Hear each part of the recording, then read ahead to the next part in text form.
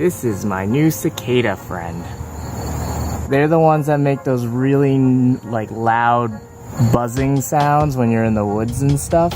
And they also, they molt, and so you often see their full husk shell just laying around.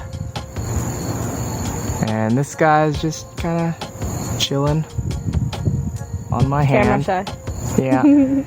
If you look really up close to him, he has a face that kind of looks like a crab with like the stupid bulgy eyes. He's really cute. What kind of caterpillar are you? This is not even my pinky. Yeah.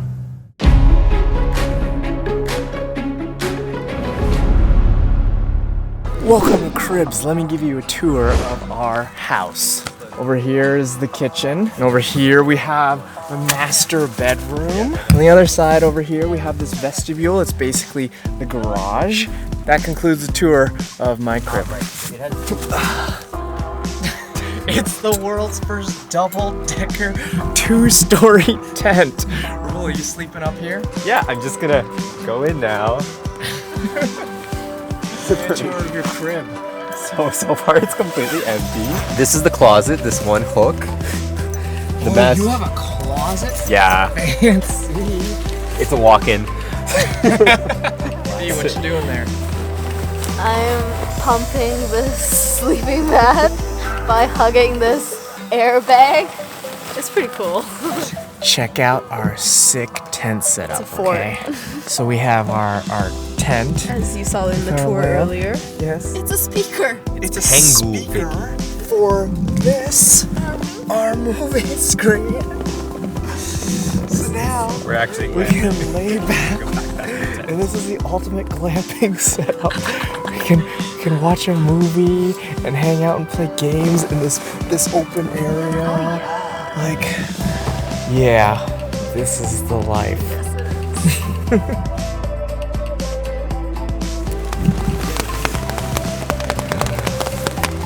I brought the rain again. He did. I never go anywhere without it raining. That's just my luck. Water for life. I'm completely drought resistant, which is good if I'm ever like lost in the woods, because then I'm always gonna have water. But it sucks for when we just wanna go outside and play. Right, B?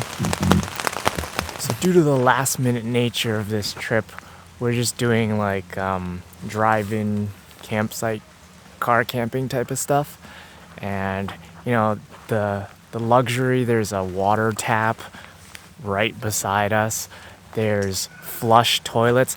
I was so disappointed when I heard there's flush toilets. I mean, the height of luxury here, you might as well be in a 5-star hotel. Flush toilets should not exist when camping. When I go camping, I want to squat in the woods and dig my toilet. Oh, you're welcome to. Alright, we are at Bon Echo Provincial Park. It is famous for that, which is called Mazinaw Rock. It's 100-meter cliff face. This is an educated guess because I did study some geology, but you'll notice that the rocks are all going at an angle. And if you kept going further down at some point, that angle would flatten and then turn back up. So this is metamorphic rock. So this is rock that's used to be on land many years ago, flat, and layers were getting built up. You know how you see different types of soil, sediment, it builds up layer after layer after layer, and it accumulates. Millions, probably billions of years ago, this landmass was driven back into the earth. Not sure how deep, but it got deep enough so that it got super hot, and the rock went from sedimentary, soil, to metamorphic, which is solid, hard rock. You even look at the pebbles and the small rocks here, those are actually just eroded from that mass, which is black and pink and white. So there's metamorphic rock. You have some gneiss, which you can tell is pink. That's Gneiss. And this is all at an angle because that's the angle it went under, and then it got lifted back up out of the earth. Who knows how long ago. So this is ancient rock that's been transformed due to extreme heat, and now we get to see layers of history on an angle, which I think is crazy cool. I believe this is called an anticline, and if it goes upwards, it's a syncline. But don't quote me on that.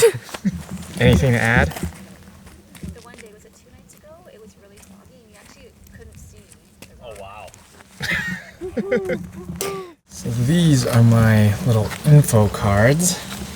They have native species of like, let's say like leaves, different types of coniferous needles, animal tracks.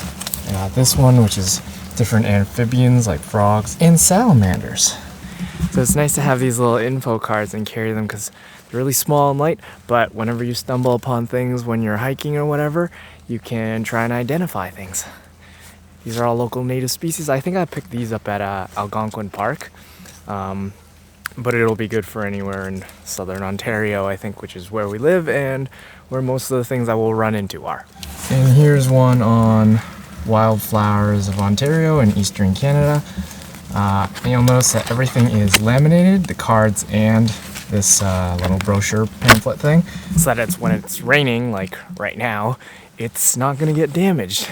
Always have everything waterproof. So we're gonna try and look for some salamanders, considering it just rained. Everywhere is wet, so might make for decent salamander hunting conditions. So to look for salamanders, you're usually gonna flip over rocks and logs.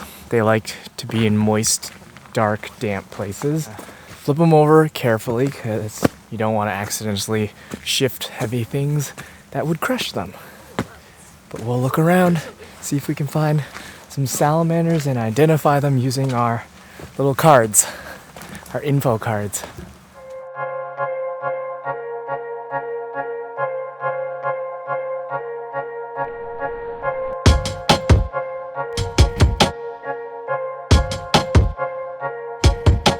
Oh, sorry. Yeah. Oh, yours is different. This one's brown. Oh, Hi, buddy. Hi, buddy. frog friends. This one was super chill. He doesn't want to run around. Okay, so one of the ways you can identify whether you found a frog or a toad, first of all, most of the time frogs are going to be in the water or like on lily pads or whatnot. Toads usually are not in water. They can be found around bodies of water, but most of the time they want to stay dry. So toad's skin is going to be relatively dry, scaly, like just a little thicker and harder, whereas frogs are going to have like a mucus membrane on their skin because it helps them glide through the water and stuff like that because they live entirely in the water. So one thing you should note when you are catching amphibians like salamanders, newts, frogs and things like that is to make sure you clean and wash your hands. Make sure you don't have any bug spray on them, lotion, sunscreen, that sort of stuff, because amphibians have very sensitive skin. They're often breathing through them and different things like that, and they can absorb these chemicals into their system through their skin, and by you handling them with that stuff on your hands, it's not going to be good for them. So you want to leave them as you found them, which means being safe, and you don't want to get them sick just because you want to play with them or whatever. So something to bear in mind, because I know a lot of families will take their kids out and they'll go catch frogs and stuff like that, which is a really good bonding experience and it's fun, but just make sure that the frogs and salamanders and things like that are safe as well. We always put everything back the way it was afterwards, because it could still be, even though we didn't find any salamanders in there, could be homes for other creatures or whatnot, so you want to put it back. If you do find living things underneath, when you put it back, you have to do it very gently and carefully. Usually what we'll do is, if we find a salamander, we'll put the log back and then release the salamander back under it, just so that you make sure that you're not accidentally crushing the animal underneath when you're just like plopping a log back on. If you don't put the wood back properly, you'll be cursed by the salamander gods. Yes.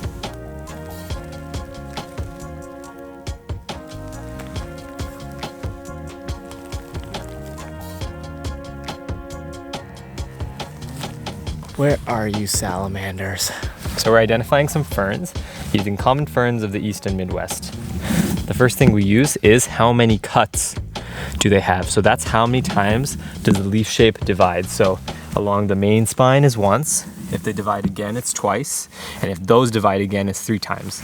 And actually, we have one here that divides once. So here's a good example. That's convenient. And this one's actually super easy to identify because these ones are always small and they divide once. Polypody fern, 12 inches long at most. No special features, but you see, it's just one basic continuous leaf, so it only divides along the main spine. Gotta catch him out, gotta catch him out. So now, let's look at twice divided, because that's this guy. And if you look at the back, you have the fruit dots. So the fruit dots here are not on the margin, and it's continuous shape, so it doesn't change going from big to small. It doesn't get wider as it goes further down. It doesn't stay the same. So this one is almost guaranteed to be a crusted fern. And ferns will always be found at the very base of a forest, base of trees and stuff like that, because they are shade plants, meaning they don't like direct sunlight. So they're perfect plants to just populate all that empty space underneath a tree, where the tree will provide the shade for them, and the forest in general is going to sort of create a lot of humidity, which is what these ferns really like. I know this because I have a fern at home, and unless I have the humidifier turned on for it constantly, it's always dying. Now, Eric, there's one other place you can find ferns, which you might have seen when you went to California. If the trees are super old and massive, and they have so much like bark and just needles and stuff falling, and they get caught in kind of the branches, you can have the ecosystem of the forest floor on some of the branches in little cups. So you can actually sometimes find ferns on the tops of trees or within the branches where soil starts to form and accumulate, and that's really cool. But you need massive trees for that. So not in Ontario forests, but definitely in BC and along the coast, you can start to find ground floor plants up in the trees themselves. And we usually see that in rainforests too. Like, we learn about that in school, how there's like ecosystems within the trees because they're just so tall that they can support these different sort of climates, almost microcosms. Okay, jackpot, I finally found one. Check him out. See? Look at him. That was easy. There are as many almost as worms. You can see the eastern red-backed. You can see the distinct. Whoops. Don't scare him. He's gonna go into my sleeve. You can see the distinct red-back. Look at that distinct stripe. You can really clearly see it now. So just before handling this little guy, Vicki poured some water onto my hand because salamanders are amphibians. They like their skin to be moist. So if you put water on your hand, it'll make them a little more comfortable. Also, just make sure you don't have sunscreen or any chemicals on your lotion or anything on you when you are handling amphibians. Oh! Sorry. Salamanders! Yeah! I love salamanders! So Bon Echo is actually where Vicki and I got our very first backpacking experience. We used it as training, as well as Tobamori and different places like that, to prepare for backpacking in Iceland. Because we came here to Bon Echo to backpack in the fall time. A lot of our favorite pictures are from that trip because the fall colors were just gorgeous. The lake was still warm because water changes temperature slower than air. So over the summertime, the water was warmed up, and because we were there in early fall, the water was still warm, but the air was very cold. So in the mornings, it would just steam up and mist would rise from the lake, and it was really, really pretty. Paddleboarding, hopefully, to that side. You guys doing good? Yeah, how are you doing, tired, Eric? Okay. It's really hard to film and paddle at the same time. We are getting closer to Mazinaw Rock, which is that cliff face there, about 100 meters tall. I'm touching the wall.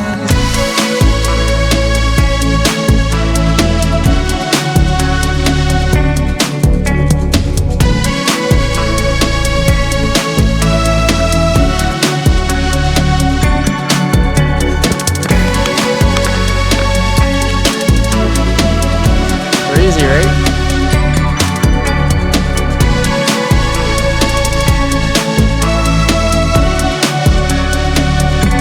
Found some faint traces of the pictographs So you can see they are very faint. We're talking, hundreds of years old, and wind and water erosion, as well as people's finger oils. I think a lot of tourists, like us essentially, but people that don't know any better, go and they touch the rock, and then your finger oils and things will wear it down faster. It's important that we do try and preserve it for as long as possible, because it's a part of our history. It's one that's like you can actually see the human figure. See it?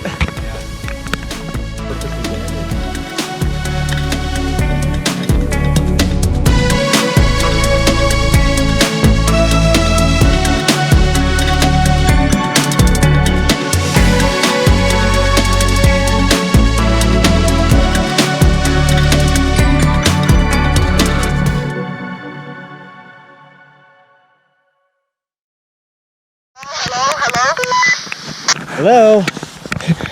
Who is this? Did I call you? Don't call me. I'm just gonna talk to you, okay? Okay. That's my dog. It's not Bubba. Real creepy.